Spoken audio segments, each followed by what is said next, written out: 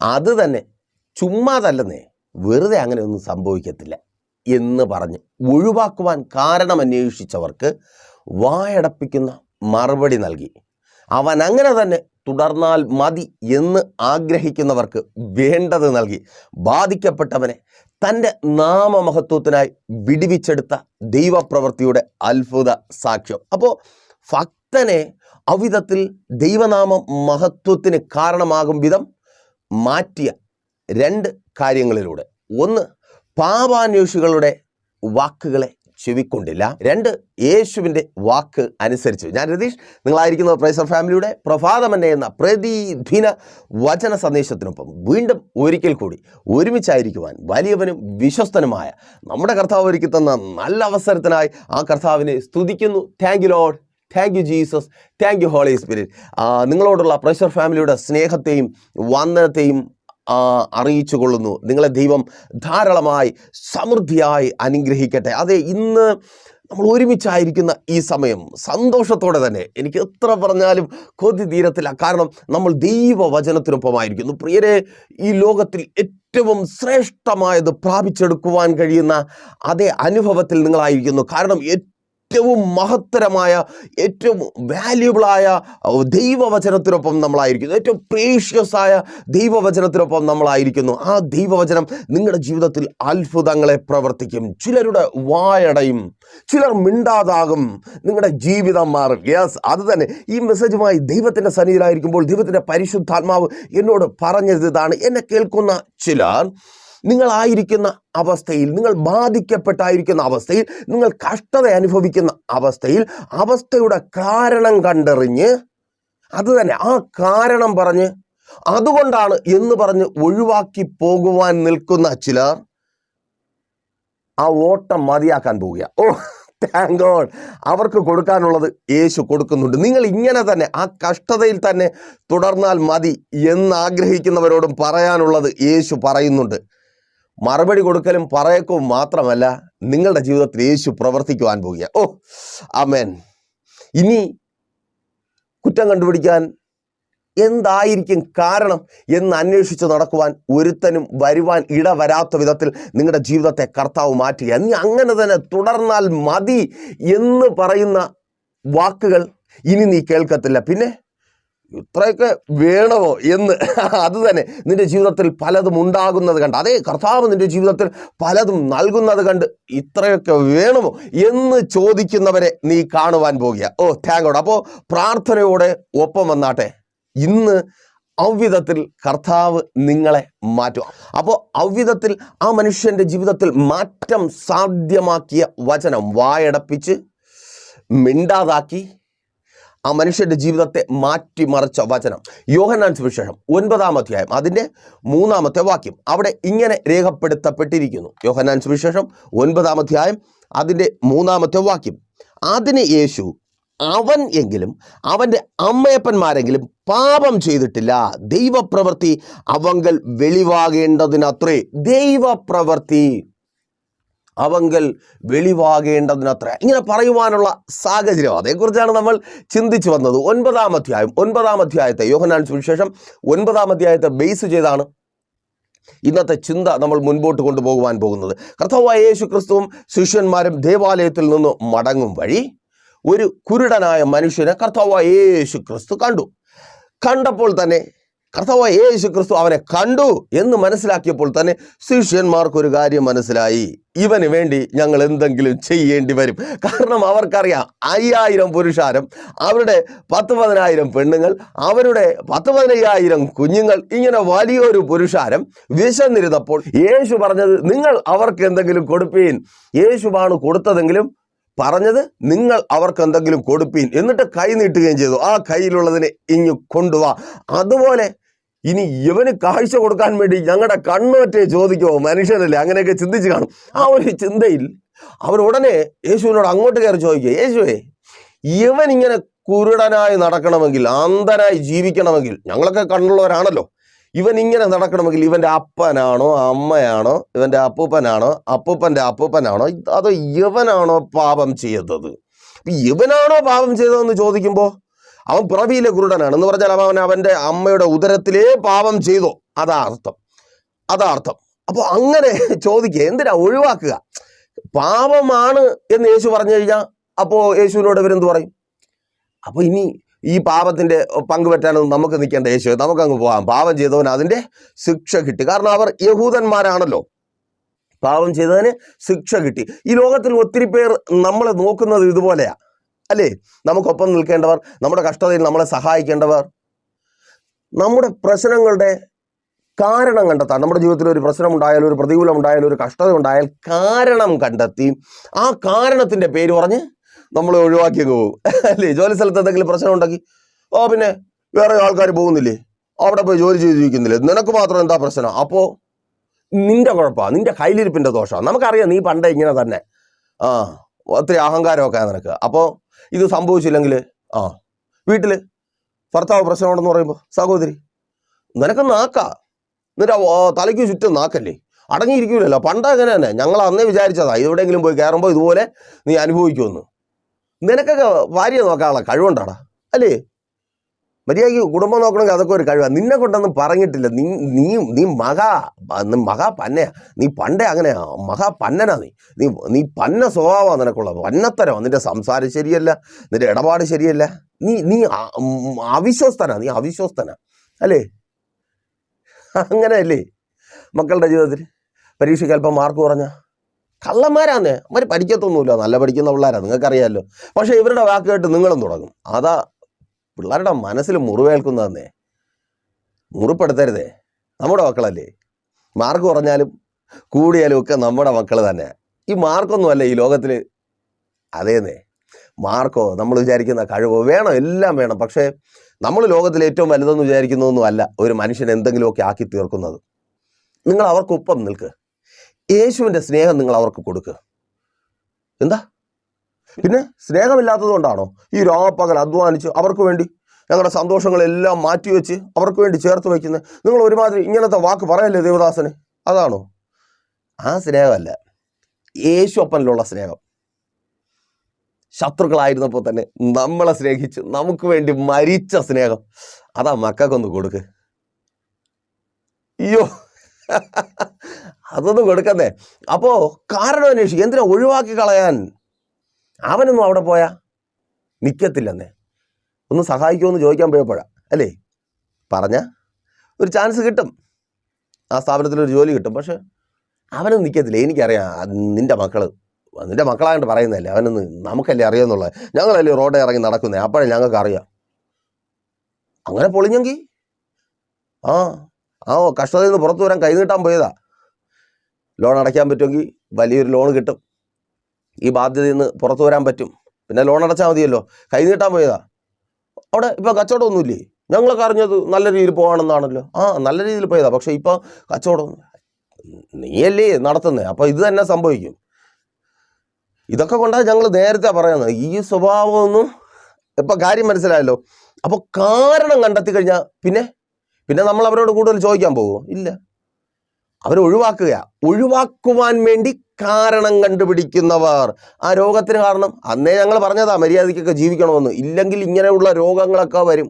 ഇപ്പോൾ ഞങ്ങൾ കൊണ്ട് നടക്കണം, നടന്നതും തന്നെ. അങ്ങനെയുള്ള ഒഴിവാക്കുവാൻ വേണ്ടി, അത് തന്നെ ഒഴിവാക്കുവാൻ വേണ്ടി കാരണം അന്വേഷിക്കുന്നവർ. ഇനി വേറൊരു കൂട്ടരുണ്ട് കേട്ടോ. അത് 9-ാം അധ്യായം 13 താഴേക്കാണ് ആ കൂട്ടരെ കാണുവാൻ കഴിയുന്നത്. അവരുടെ പ്രശ്നം ഇവൻ സൗഖ്യമായതാണ്. അപ്പോൾ അവരുടെ പരാതി ഇതാണ്: നീ ശബത്തിൽ കയറി അവനെ സൗഖ്യമാക്കി, അത് ശരിയായില്ല. അവരുടെ ആഗ്രഹം അവരിങ്ങനെ തന്നെ തുടരണം. അങ്ങനെയുള്ള ചിലരുണ്ട്. നമ്മളിങ്ങനെ തന്നെ കഷ്ടതയിലും കണ്ണുനീരിലും നിരാശയിലും വേദനയിലും ഇങ്ങനെ അങ്ങോട്ടും ഇങ്ങോട്ടും ജീവിതത്തിൻ്റെ രണ്ടറ്റവും കൂട്ടി മുട്ടിക്കുവാൻ കഴിയാതെ കിടന്ന് പെടാപ്പാട് പെട്ട് നരകതുല്യമായ ജീവിതം സഹിച്ചു പോകുമ്പോൾ പേടിക്കണ്ട, ഞങ്ങളുണ്ട്, നീ ധൈര്യമായിട്ടിരിക്കും, ഇതൊക്കെ ജീവിതത്തിൻ്റെ ഒരു അവസ്ഥയാണ് എന്ന് പറഞ്ഞ് മാമം കളിക്കാൻ വരുന്ന കുറേ പേര്. അയ്യോ, സഹതപിക്കാൻ ഒന്ന് രക്ഷപ്പെട്ടു നോക്കണം. ഇവിടെ നിങ്ങളുടെ ആ ആൾക്കാരെ കുറിച്ചല്ല പറഞ്ഞത്, ഞാൻ പറഞ്ഞ കുരുടൻ്റെ അയൽക്കാരായ യഹൂദന്മാരെ കുറിച്ചാണ് പറഞ്ഞത്. അവർക്ക് സഹിക്കുന്നില്ല, പലർക്കും സഹിക്കത്തില്ല. ആ സഹിക്കാത്തവന്മാരെയൊക്കെ കർത്താവ് കാണുന്നുണ്ട്. ആമേൻ. അവരുടെയൊക്കെ തലമേൽ കർത്താവ് തീക്കനൽ കുമ്മിക്കുക, നിന്റെ ജീവിതത്തെ മാറ്റിക്കൊണ്ട്. അത് തന്നെ നിങ്ങളുടെ ജീവിതത്തെ മാറ്റിക്കൊണ്ട് സഹിക്കാൻ പറ്റാത്തവന്മാരൊക്കെ കിടന്ന് ഉരുകുന്നത് നീ കാണുവാൻ പോകും. അയ്യോ, ഇവള് രക്ഷപ്പെട്ടോ, ഇവളുടെ കുടുംബം രക്ഷപ്പെട്ടോ, ഇവളുടെ തലമുറകൾ രക്ഷപ്പെട്ടോ, ഇവൻ ജോലിക്കാരനായി മാറിയോ, ഇവൻ്റെ സ്ഥാപനം രക്ഷപ്പെട്ടോ, ഇവൻ്റെ രോഗം മാറിയോ, ഭ്രാന്ത് പിടിക്കാൻ പോവുക. ചിലർക്കൊക്കെ ഭ്രാന്ത് പിടിക്കാൻ പോകുക, ചിലരൊക്കെ അന്തം വിട്ട് നോക്കുവാൻ പോകുക. നോക്കിയേ, 3-ാമത്തെ വാക്യത്തിൽ കർത്താവായ യേശു ക്രിസ്തു പറയുക, പാപവും പുണ്യമൊന്നുമല്ല, നീക്ക് അവിടെ മിണ്ടാതിരിക്കെ, വായടച്ച് ഇവനിൽ ദൈവത്തിൻ്റെ പ്രവൃത്തി വെളിപ്പെടേണ്ടതിനത്രേ. ആ പ്രശ്നം, ആ പ്രതിസന്ധി, ആ വെല്ലുവിളി, എന്താ കർത്താവേ എൻ്റെ ജീവിതത്തിൽ ഈ പ്രതിസന്ധി, ഞാൻ മാത്രം എന്തിന് കരയുന്നു, ഞാൻ മാത്രം എന്തിന് കഷ്ടത അനുഭവിക്കുന്നു, ഇത് എത്ര കാലമായി, പിറവിയിലേ കുരുടനായ ഒരു മനുഷ്യൻ. അയ്യോ, നോക്കണേ, ചോദ്യം ചോദിക്കാൻ തുടങ്ങിയ അവൻ്റെ അടുത്തെങ്ങാനും നമുക്ക് നിൽക്കാൻ പറ്റുമോ? അവൻ ചോദിക്കുന്ന ചോദ്യം കേട്ടാൽ നമ്മുടെ തന്നെ കരള് പറഞ്ഞു പോകും. കർത്താവേ, ശരിയാണല്ലോ, ഈ ലോകത്ത് അവൻ ജനിച്ചു, പക്ഷേ ഈ ലോകത്തിന്റെ മനോഹരത അവൻ കണ്ടിട്ടില്ല. വെള്ളി വെളിച്ചം അവന്റെ കണ്ണിലൂടെ അകത്തേക്ക് എത്തിയിട്ടില്ല. അല്ലേ? ഇത്രമാത്രം കരഞ്ഞു, ഇത്രമാത്രം സങ്കടം അനുഭവിച്ചു. അത്രമാത്രം കരഞ്ഞെങ്കിൽ അതിലും അധികം ചിരിക്കുവാനുള്ളത്, സന്തോഷിക്കുവാനുള്ളത് എൻ്റെ ദൈവം നിന്റെ ജീവിതത്തിൽ തരും. നിന്റെ കണ്ണുനീർ വലുതെങ്കിൽ നീ പ്രാപിക്കുവാൻ പോകുന്ന വിടുതലും വലുതത്ര. യേശുവിൻ നാമത്തിൽ വിശ്വസിക്കുന്നവർ ഏറ്റെടുത്ത് പ്രാർത്ഥിക്കുക. ഈ ബൈബിൾ ഉയർത്തി നിങ്ങളോട് ദൈവനാമത്തിൽ വിളിച്ചു പറയട്ടെ, അതേ, നിങ്ങളുടെ കണ്ണുനീർ വലുതെങ്കിൽ, നിങ്ങളുടെ കഷ്ടത വലുതെങ്കിൽ, നിങ്ങൾ കഷ്ടത അനുഭവിച്ച ആ പീരിയഡ് വലുതെങ്കിൽ അതിലും മഹത്വമേറിയത് നൽകി കർത്താവ് നിങ്ങളെ മാനിക്കുവാൻ പോകുക. ഓ, താങ്ക് ഗോഡ്. അതിലും മഹത്വമേറിയത്, സന്തോഷിക്കുവാനുള്ളത് നൽകി കർത്താവ് നിങ്ങളെ മാനിക്കുവാൻ പോകുക. അപ്പോൾ കർത്താവ് പറയാ, ദൈവത്തിൻ്റെ നാമം മഹത്വപ്പെടുവാനത്രേ. സഹോദരി, ആ ജോലി സ്ഥലത്ത് എൻ്റെ ജീവിതത്തിൽ മാത്രം ഈ കഷ്ടത, ഞാൻ മാത്രം ഇവിടെ വന്ന് ഈ കിടന്ന് അനുഭവിക്കുന്നു, എത്ര കാലമായി ജോലി ചെയ്യുന്നു, എനിക്ക് മാത്രം വീട് വയ്ക്കാൻ പറ്റിയില്ല, എനിക്ക് മാത്രം ഒന്നും ഉണ്ടാക്കാൻ പറ്റിയില്ല, എന്താ കർത്താവേ എന്ന് ചോദിക്കുമ്പോൾ കർത്താവ് മറുപടി തരിക, നിന്റെ കുറവല്ല, കുറവുകളെ പറഞ്ഞ് ഓടിക്കളയുന്ന, ഒന്നും നീ ആഗ്രഹിച്ചതുപോലെ നിനക്കൊപ്പമുള്ളവർ ആഗ്രഹിക്കുന്നത് പോലെ അവർക്ക് വേണ്ടി ഒന്നും ഉണ്ടാക്കി കൊടുക്കുവാൻ കഴിയാത്തത് കൊണ്ട് നിന്റെ കുഴപ്പമാണെന്ന് പറയുന്നവർക്കൊപ്പം ചേർന്ന് നിന്ന് കുഴപ്പത്തിൻ്റെ കണക്കെടുക്കാനല്ല, കർത്താവായ യേശു ക്രിസ്തു ഈ പകലിൽ വന്നിട്ടുണ്ട്.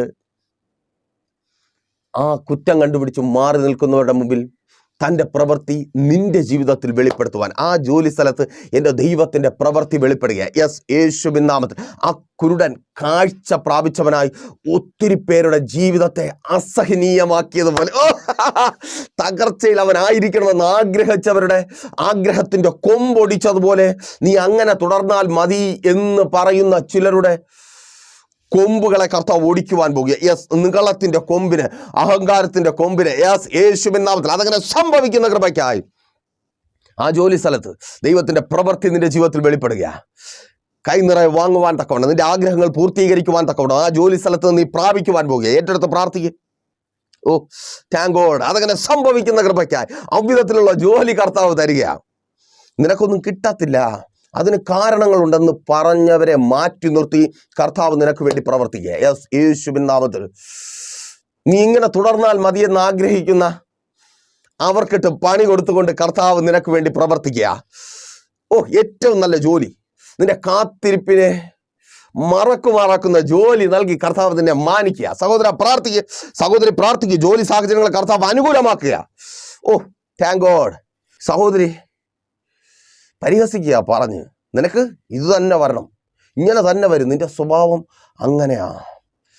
ഭർത്താവ് നഷ്ടപ്പെട്ട ആ വേദന അനുഭവിച്ച് ഒപ്പമില്ലാത്ത ഭർത്താവിനെ കുറിച്ച് ഓർത്ത് ദിനരാത്രങ്ങൾ എണ്ണി കഴിയുന്ന നിന്നെ നോക്കി നിന്റെ കുറ്റം പറയുന്നവർ വേറെ ചിലരുണ്ട്. അങ്ങനെ തുടർന്നാൽ മതി, നീ അങ്ങനെ തുടർന്നാൽ മതി, അങ്ങനെ തുടർന്നാൽ അവരുടെ ചില കാര്യങ്ങളൊക്കെ നടക്കുമല്ലോ എന്ന് പറഞ്ഞ് അങ്ങനെ തുടർന്നാൽ മതി എന്ന് പറഞ്ഞ് കാത്തിരിക്കുന്ന ഈ രണ്ട് കൂട്ടരെയും അങ്ങനെ സ്റ്റില്ലാക്കി നിർത്തിക്കൊണ്ട്, ഓ സ്തോത്രം, നിന്റെ ജീവിതത്തിൽ കർത്താവ് പ്രവർത്തിക്കുവാൻ പോകുക. നിന്റെ ഭർത്താവിനെ എൻ്റെ കർത്താവ് മടക്കി വരുത്തുക.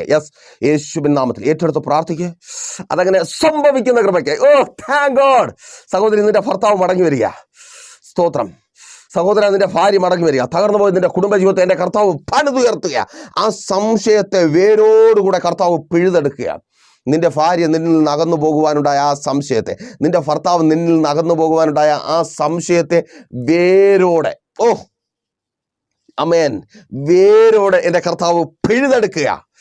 ചില വ്യക്തികളെ നിങ്ങളുടെ കുടുംബജീവിതത്തിനകത്ത് കടന്നു വന്ന് നിങ്ങളുടെ സ്ഥാനങ്ങളെ കവർന്നെടുത്ത, ഭാര്യ എന്ന സ്ഥാനത്തെ കവർന്നെടുത്ത, ഭർത്താവ് എന്ന സ്ഥാനത്തെ കവർന്നെടുത്ത ചില വ്യക്തികളെ കർത്താവ് അതിനകത്ത് നിന്ന് എടുത്തു മാറ്റുക. സ്തോത്രം. നിന്റെ ജീവിതം ഇരുട്ടാക്കി തീർത്ത ചില വ്യക്തികളെ യേശുവിൻ നാമത്തിൽ നിന്റെ ജീവിതത്തിൽ നിന്ന് കർത്താവ് അവരെ എടുത്തു മാറ്റുക. Thank God. യേശുവിൻ നാമത്തിൽ അതങ്ങനെ സംഭവിക്കുന്ന കൃപയ്ക്കായി ആമേൻ. പ്രാർത്ഥിക്കും മാതാവേ, പ്രാർത്ഥിക്കും പിതാവേ.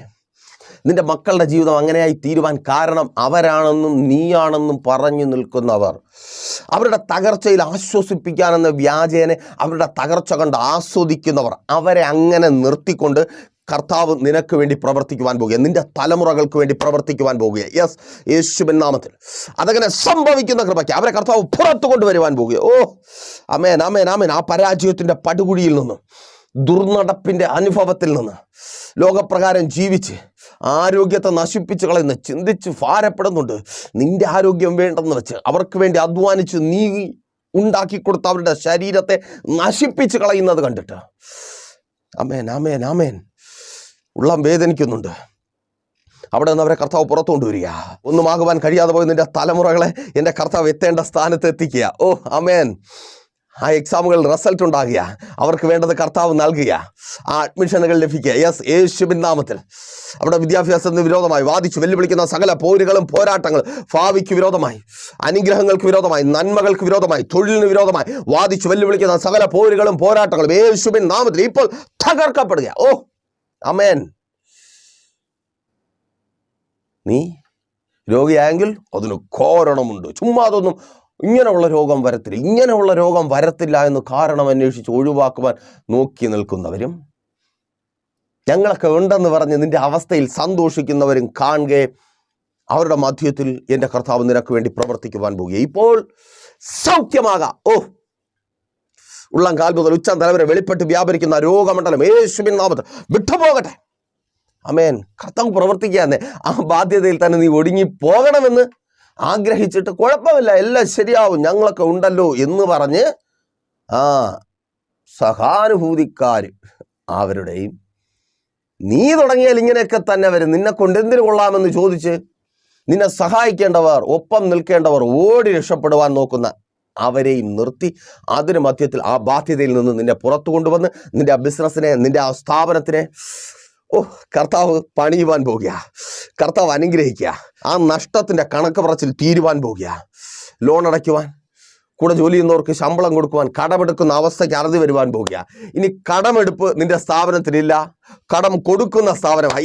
യേശുവിൻ നാമത്തിൽ ഒത്തിരി പേർക്ക് വായ്പ കൊടുക്കുന്നവളായി നീ മാറുവാൻ പോകുക. നിന്റെ ബിസിനസ്സിനെ ഔവിധത്തിൽ കർത്താവ് ഉയർത്തുക. ആമേൻ. ദൈവനാമം മഹത്വപ്പെടും വിധത്തിൽ ഇതെങ്ങനെ സംഭവിച്ചു? രണ്ടു കൂട്ടരും ചോദിക്കും. ഇതെങ്ങനെ സംഭവിക്കും? നിന്റെ ജീവിതം കണ്ടിട്ട് രണ്ടു കൂട്ടരും ചോദിക്കും ഇതെങ്ങനെ സംഭവിക്കും? ദൈവത്തിൻ്റെ നാമം മഹത്വപ്പെടുവാനായി നിന്റെ ജീവിതം കണ്ടിട്ട് രണ്ടു കൂട്ടരും ചോദിക്കും,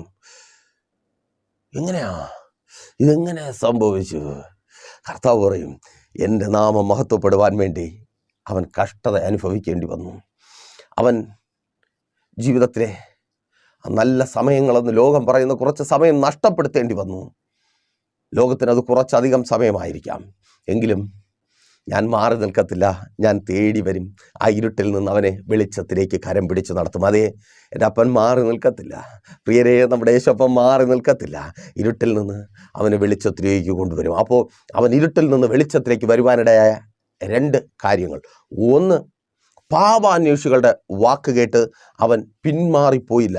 യോഹന്നാൻ സുവിശേഷം 9-ാം അധ്യായം 2-ാമത്തെ വാക്യം. 9-ാം അധ്യായത്തെ ബേസ് ചെയ്താണ് ഈ രണ്ട് പോയിന്റുകൾ നമ്മൾ ചിന്തിക്കുവാനായിട്ട് പോകുന്നത്. 9:2 ശിഷ്യന്മാരുടെ വാക്കുകൾ അവൻ കേൾക്കുകയാണ്. അവൻ്റെ ഈ അവസ്ഥയ്ക്ക് കാരണം ആരുടെ പാപം? ഇന്ന് ഒത്തിരി പേരുണ്ട് പാപം ചൂണ്ടിക്കാട്ടി നമ്മുടെ ജീവിതത്തിൽ ഒരു പ്രശ്നം വന്നാൽ ആ പ്രശ്നത്തിന് പരിഹാരം നിർദ്ദേശിക്കേണ്ടതിന് പകരം, ആ പ്രശ്നത്തിൽ നിന്ന് കൈതന്ന് പുറത്തു കൊണ്ടുവരേണ്ടതിന് പകരം, ഇപ്പോൾ ഒരാളിനെ പ്രാർത്ഥന സപ്പോർട്ടിനായി വിളിക്കുന്നു, പേരും പെരുമയുള്ള ആളായിരിക്കാം. പ്രാർത്ഥിക്കുമോ, എൻ്റെ അവസ്ഥയിൽ നിന്ന് എന്നെ പുറത്തു കൊണ്ടുവരുവാൻ സഹായിക്കുമോ എന്ന് നമ്മൾ സഹായം അന്വേഷിക്കുന്നു. ഉടനെ പാപത്തിൻ്റെ ഒരു ലിസ്റ്റ്, നീ അങ്ങനെ ചെയ്തു, ഇങ്ങനെ ചെയ്തു, അവിടെ പോയി. പാപം പ്രവചിക്കുന്നവരൊക്കെ ഉണ്ട് കേട്ടോ. ചിലർ പറയുന്നു അങ്ങനെ ആയിരിക്കണം പ്രവാചകനെന്ന്. അപ്പോൾ ഞാനൊരു കാര്യം അറിയാൻ പറ്റാത്തതുകൊണ്ട് ചോദിക്കുക, എൻ്റെ ജീവിതത്തിൽ പാപം ഉണ്ടെങ്കിൽ അത് എനിക്കറിയത്തില്ല, ഇനി ഒരാൾ പ്രവചിക്കണോ? എനിക്കറിയാൻ പറ്റാത്തത് എൻ്റെ ഭാവിയാണ്. പ്രവചിക്കുന്നെങ്കിൽ അത് പ്രവചിക്കണം. ആമേൻ. അല്ലേ? നിങ്ങളുടെ ജീവിതത്തിൽ ഒരു പ്രശ്നം ഉണ്ടാവുമെങ്കിൽ അതിന് പിന്നുള്ള കാരണം നിങ്ങൾ പെട്ടെന്ന് കണ്ടുപിടിക്കും. നിങ്ങളാണ് കണ്ടുപിടിക്കുന്നത്. കണ്ടുപിടിക്കേണ്ടത് നിങ്ങളാണ്. പരീക്ഷ തോറ്റവന് മനസ്സിലാവും അന്ന് ഉഴപ്പിയതുകൊണ്ടാണ്, അല്ലേ? അപ്പോൾ ഈ പേരും പറഞ്ഞ് നമ്മളെ പരിഹസിച്ചതുകൊണ്ടോ കളിയാക്കിയതുകൊണ്ടോ വേദനിപ്പിച്ചതുകൊണ്ടോ കാര്യമുണ്ടോ? ഇല്ല. അങ്ങനെയുള്ള ലോകത്ത് അങ്ങനെയുള്ളവരുടെ വാക്ക് കേട്ട് എൻ്റെ ഗതി ഇതാണ്, അതാണ്. ഇത് കേൾക്കുമ്പോൾ ഉള്ള കുഴപ്പം ഇതാണ്. ഇത് ഒരുപാട് ഇങ്ങനെ കേട്ട് കഴിഞ്ഞാൽ നമുക്ക് തോന്നും ഞാൻ ഇതിനൊക്കെ അർഹതപ്പെട്ടവനാണ്, ഇങ്ങനെ കരഞ്ഞും നിലവിളിച്ചും ഒക്കെ ജീവിക്കാനാണ് എനിക്ക് വിധി, അതേ ഉള്ളൂ എന്ന് പറഞ്ഞ് നമ്മൾ മിണ്ടാതെ ആയിപ്പോവും. പക്ഷേ ഈ മനുഷ്യൻ അങ്ങനെ അവരുടെ വാക്ക് കേട്ട് ഓടിപ്പോയില്ല. പിന്നെ അവൻ യേശുവിൻ്റെ അടുക്കൽ തന്നെ നിന്നു. ആരെന്ത് പറയുന്നു അതൊന്നും. പ്രിയരെ, നമ്മുടെ പാപത്തിൻ്റെ കണക്കെടുക്കാനല്ല 2000 വർഷങ്ങൾക്ക് മുമ്പ് കർത്താവായ യേശു ക്രിസ്തു കാൽവരിയിൽ മരിച്ചത്. നമ്മുടെ പാപങ്ങളുടെ പരിഹാരത്തിനായാണ്. ഏക മധ്യസ്ഥൻ പിതാവായ ദൈവത്തിൻ്റെ വലതുഭാഗത്തിരിപ്പുണ്ട്. യോഹന്നാൻ സുവിശേഷകൻ തൻ്റെ ലേഖനത്തിൽ പറയുന്നു, അവൻ നമുക്ക് വേണ്ടി മധ്യസ്ഥത വഹിക്കുന്നു. നമ്മൾ തെറ്റ് ചെയ്തു പോയാൽ ദൈവത്തിൻ്റെ സന്നിധിയിൽ കർത്താവായ യേശു ക്രിസ്തു മുഖാന്തരം നമ്മുടെ പാപങ്ങൾക്ക് പരിഹാരമുണ്ട്, അല്ല പാപങ്ങൾ പരിഹരിക്കപ്പെടുന്നു. അത് വിശ്വസിക്കുകയും ആ വിശ്വാസത്താൽ കർത്താവിനോട് പ്രാർത്ഥിക്കുവാൻ തയ്യാറാവുകയും ചെയ്താൽ ആ പാപമുഖാന്തരം നമ്മുടെ ജീവിതത്തിൽ വന്നുപോയ കുറവുകളിൽ നിന്ന് കർത്താവ് നമ്മെ പുറത്തു കൊണ്ടുവരും. അതുകൊണ്ട് ജീവിതത്തിൽ വീഴ്ച വന്നുപോയി, തെറ്റ് സംഭവിച്ചു പോയി, അതുകൊണ്ട് ഇനി ഒന്നും കിട്ടത്തില്ല എന്ന് പറഞ്ഞ് മാറി നിൽക്കുകയല്ല ചെയ്യേണ്ടത്. മറിച്ച് ദൈവസന്നിധിയിൽ പ്രാർത്ഥിക്കുക. കർത്താവ് പാപത്തെയും ക്ഷമിക്കും, ആ പ്രശ്നത്തിന് പരിഹാരവും വരുത്തും. ഇനി പാപം ചെയ്യരുതെന്ന് നിങ്ങളോട് ഞാൻ പറയുന്നത് പോലെ പറയുകയും ചെയ്യും. ഓ താങ്ക് ഗോഡ്. ആമേൻ. അല്ലേ? അപ്പോൾ അവർ ഓടിപ്പോയില്ല, അവിടെ തന്നെ നിന്നു. അങ്ങനെ ഉറച്ചു നിൽക്കുന്നവർ ഇന്ന് വിടുവിക്കപ്പെടുവാൻ പോവുക. ഓ, നിങ്ങളെ കർത്താവ് പുറത്തു കൊണ്ടുവരും. നിങ്ങളുടെ കുറ്റവും കുറവും കണ്ടുപിടിക്കുവാൻ നടക്കുന്നവരെ അങ്ങനെ നിർത്തിയിട്ട് കർത്താവ് നിങ്ങളെ പുറത്തു കൊണ്ടുവരും. നിങ്ങളിങ്ങനെ ആയിരിക്കട്ടെ എന്ന് ആഗ്രഹിച്ച് നിൽക്കുന്നവരെ ഒരു വശത്ത് നിർത്തിയിട്ട് കർത്താവ് നിങ്ങളെ പുറത്തു കൊണ്ടുവരും. സഹോദര സഹോദരി, മാതാവേ പിതാവേ, കുഞ്ഞുമക്കളെ, കർത്താവ് നിങ്ങളെ പുറത്തു കൊണ്ടുവരും. ഈ അവസ്ഥയിൽ നിന്ന് കർത്താവ് നിങ്ങളെ പുറത്തു കൊണ്ടുവരും. ഈ കണ്ണുനീരിൻ്റെ അവസ്ഥയ്ക്ക് നിങ്ങളുടെ ജീവിതത്തിൽ കർത്താവ് ഒരു അവസാനം തരും. അപ്പോൾ ആരെങ്കിലും പറയുന്നത് കേട്ട് ഇന്നലകൾ ജീവിതത്തിൽ വന്നുപോയ കുറവുകളെ കണ്ട് ഓടിപ്പോകരുത്. പിന്നെ ദൈവസന്നിധിയിൽ ഉറച്ചു നിൽക്കുക. 2, അവൻ കർത്താവായ യേശു ക്രിസ്തുവിൻ്റെ വാക്ക് വിശ്വസിച്ചു. 9:7 യോഹന്നാൻ സുവിശേഷമാണ്. അവൻ നിലത്ത് തുപ്പി ചേറുണ്ടാക്കി കണ്ണിൽ പുരട്ടി ശീലോഹോം കുളത്തിൽ പോയി കഴുക എന്ന് പറഞ്ഞു. അവൻ മടി കൂടാതെ പോകുവാൻ തയ്യാറായി. അയ്യോ, ഇവൻ്റെ ശിഷ്യന്മാർ, ശ്രദ്ധിച്ചോളണേ, ഇവൻ്റെ ശിഷ്യന്മാർ എൻ്റെ പാപം എന്താണെന്ന് അന്വേഷിച്ച് നടന്നവരാണ്. അപ്പോൾ ഗുരുവായ ഇവൻ എങ്ങനെയായിരിക്കും?